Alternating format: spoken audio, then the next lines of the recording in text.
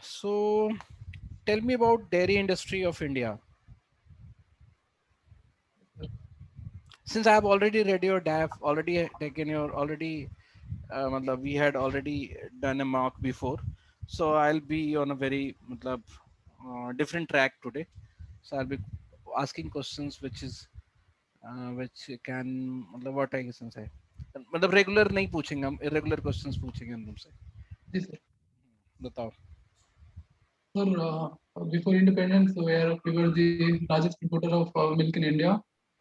But after the White Revolution in the year 1917, we became one of the largest producers of milk. And then we started to export, and we have become the largest exporter of the milk in the world. But the problem is that since India is a country with different agroclimatic zones, the productivity of the dairy industry has not been as expected, and the government has been putting a lot of efforts by collaborating with the private sector in order to make the dairy industry very profitable. So recently they have framed a policy, agricultural infrastructure fund, and apart from that, they've also framed a policy named animal husbandry and dairy animal husbandry and dairy fund, which is around rupees 50,000 crore in order to help the small entrepreneurs to work on the cattle feed and as well as the plantation machinery so that the dairy productivity can be improved. So, but very recently we have also seen that among the top 20 dairy nations in the world and dairy companies in the world, Amul has been ranked at number 16 with $5.5 billion revenue. Okay. So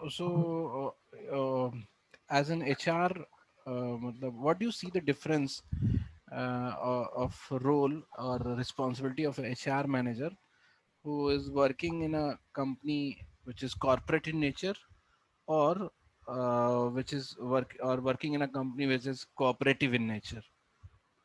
So what difference can you find?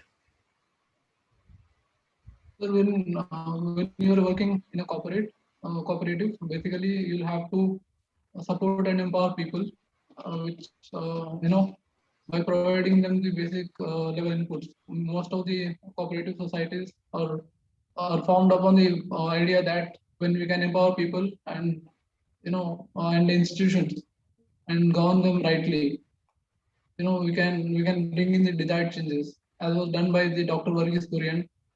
But when you are in a corporate world, there the role of both the managerial and leadership aspects come in, wherein you try to not only empower but you also take the leadership role and try to direct the you know the rules and regulations in order to better manage and improve the performance of the people.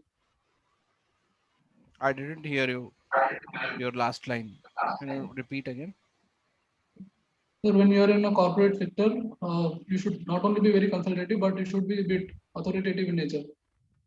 So Okay. because excessive empowering of people sometimes may lead to the disalignment with the strategic objective that a company has. Okay. So you are postgraduate in dairy technology, and then you started preparing for government jobs. So how do you So think I'm that postgraduate in animal biotechnology. animal biotechnology? Okay, and then you started preparing for government jobs. And now you want to work as an HR. So how these shifts happen? Right, like the year when I started to prepare, that was 2018. I had come with an aspiration to join Indian Police Service, but thereafter I was diagnosed with the disability that is focal on dystonia. So my dream of to become an IPS officer was shattered. And now, when due to the aptitude that I have in myself, I think that I can be a better HR than the HR suits me better than any other thing.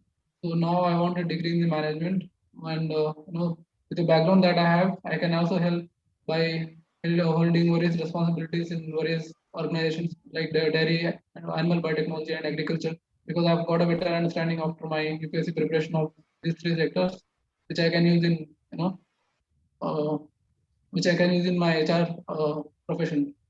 So now I want a degree in management in HR.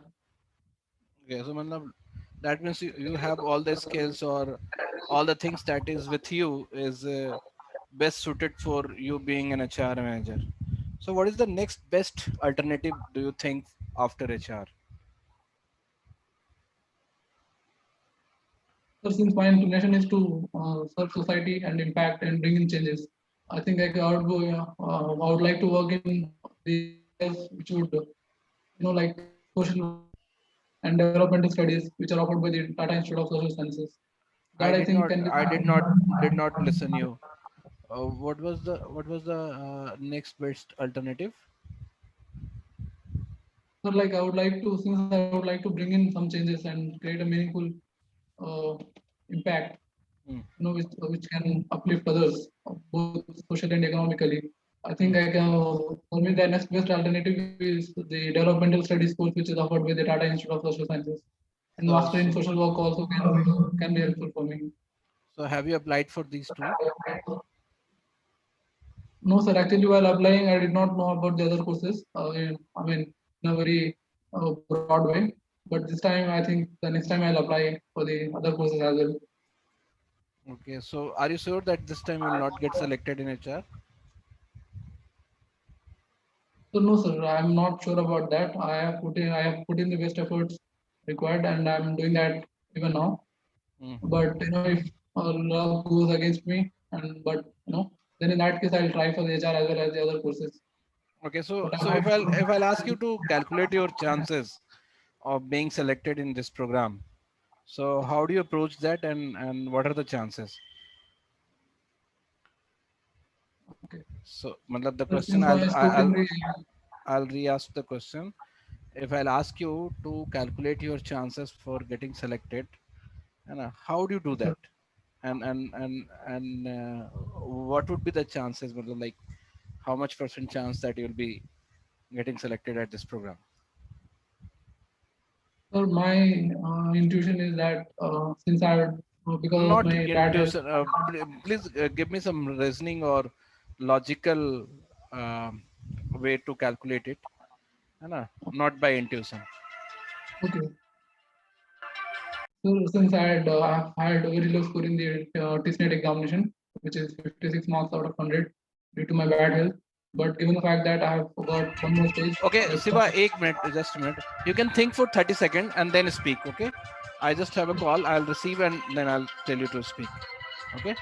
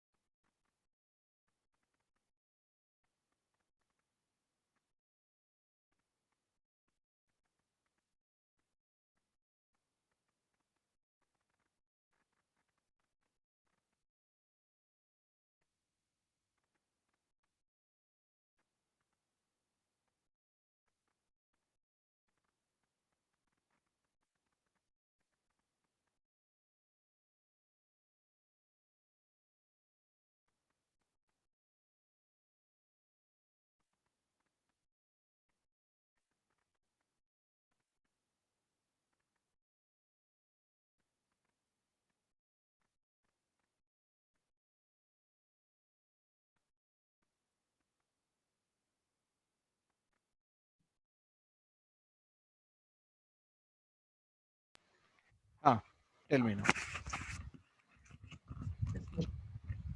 since I have a low score in TISNET examination, and but like I have got one more stage, which is external plus interview. If I score like more than 70-75% there, combining both of them, I think I would be able to score the required number of marks for me to get selected. Okay, So my chances are I think 70 to 75% chances of being selected this time. okay. There are still, matlab, according to you, that some 30% chances that you will not get selected also. Yes, sir. Okay, so what are the alternate that you keep for yourself if you'll not get selected in HR? So like I'll take up a part-time job, and then I'll restart my preparation and try to do well in the next examination. Apart from this, I would like to also prepare for the CAT examination and that examination, which gives me other alternatives that I can apply MBA Gurgaon, which has also has HRM program, and of course that XLRI. There also I can apply for the HRM course. Okay, so the thing is, Siva, you are already a postgraduate. Okay, and after that post graduation, you have prepared for 3 years for different exams, Yes, sir. and now you are again going to prepare for one more exam, one more year. So almost after graduation, you have spent 6 years around. If you're getting selected this year or next year, so it will be 5 to 6 years of after your graduation without any work ex. So the point is the class that you will be having if you'll get selected, mostly most of them will be fresher, like they have just completed their graduation or last year on the 1 year gap, or either they'll be joining the course after 1 or 2 year of work experience. So how do you find fit at that class which is not like you? So I think since I have spent 3 years of my 3 years in my post graduation after my graduation, and then 2 years into the UPSC, another exam and other examinations. But the fact that I had put in a lot of efforts, quite consistently in all of them, and various perspectives that I have gained both in my post graduation program regarding the research in biotechnology and the needs of the industry of the dairy. And apart from that, the UPSC preparation has also taught me various other dimensions, socio-economic and political context. So I think I have been able to imbibe a great amount of knowledge, which I can use in HR as a profession while making key policy decisions. So I think my time, amount of time that I've invested previously, or I would be investing if I don't get selected next year as well. I mean this year as well, will never go waste. And since I've been learning a lot during this period, Okay, so what are your major learnings which you basically can use in HR? what are my major learnings? Hmm.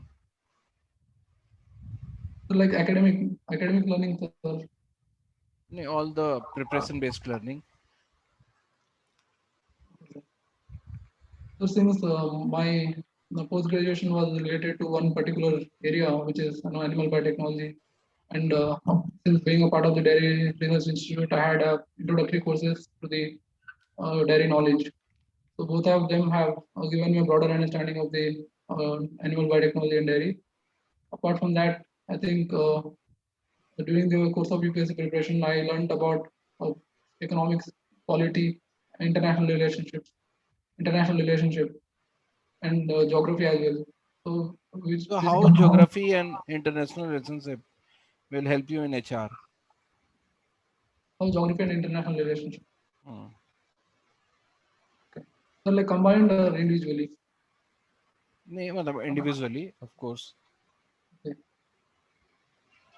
Individually, sir, like I've been in the Dairy Research Institute, so I can like looking at the map, I can figure out the areas where we can establish businesses, and then being an if I get into HR, and I can help out the companies. For example, like the production of the sugar from the sugarcane was earlier confined to the Uttar Pradesh, Maharashtra, and no, that now Uttar Pradesh and Maharashtra. But due to the support from the politicians, the policymakers, the production of the sugarcane has been shifted from the south to the north, and the cooperatives have been very the cooperatives have been very helpful in the establishment of those small businesses in the sugarcane production, so that the domestic consumption, the domestic demand as well as the export demands are also getting fulfilled. Apart, apart from that, the international relationship, as you see that there are many Indian companies which are getting globalized, as well as many other global MNCs which have been trying to reach to the Indian customers. When you have knowledge of international relationship, the policy, the kind of culture, the habits of the people, all these things and the legal framework, the laws of that particular country. All these things will help you in better understanding and service the customer beyond the geographies of India. Okay. So what are the role of HR? What are the functions of HR that you see in the in an organization? Okay. So the functions of HR are varied from from all recruiting, hiring to onboarding to performance appraisal to compensation and benefit, looking after the employee mental and physical well-being, to labor laws and their compliance, as well as the safety. And now, since we are moving towards the corporate social responsibility and the environmental concerns, where the government has entered the organization that the responsibility of the business is not only to make profits but also to contribute towards society, both in moral sense as well as the social sense. So I think we going forward, the environmental concerns shall also be taken care of by the HR. So I think HR is one thing which has lot many roles to perform within that the domain that he has an authority over. So currently you are living in Andhra Pradesh, Telangana, sir. Telangana. Hyderabad, yes, sir. Can you give me some the detail of politics which is going on there? Sure, sir. So Telangana government is headed by KCR, is Kavlakuntla Chandrasekhar Rao, and the opposition parties like he has got the majority of 103 in 119 seats, and the rest of the parties are like AIMIM and the Indian National Congress. Since he has the majority, some of the policies that he had implemented are being criticized a lot, even during the pandemic time. The management of the pandemic has not been very successful on his side. So the media and the political parties have been very much critical about it. But I think he has been doing some really good work, like the Ratibandhu scheme that he had implemented, that he had brought in, was applauded by the whole country. And apart from that, the Haritaram project, which is trying to increase the green area, green cover, and the forest resources in the country, has also been very much applauded.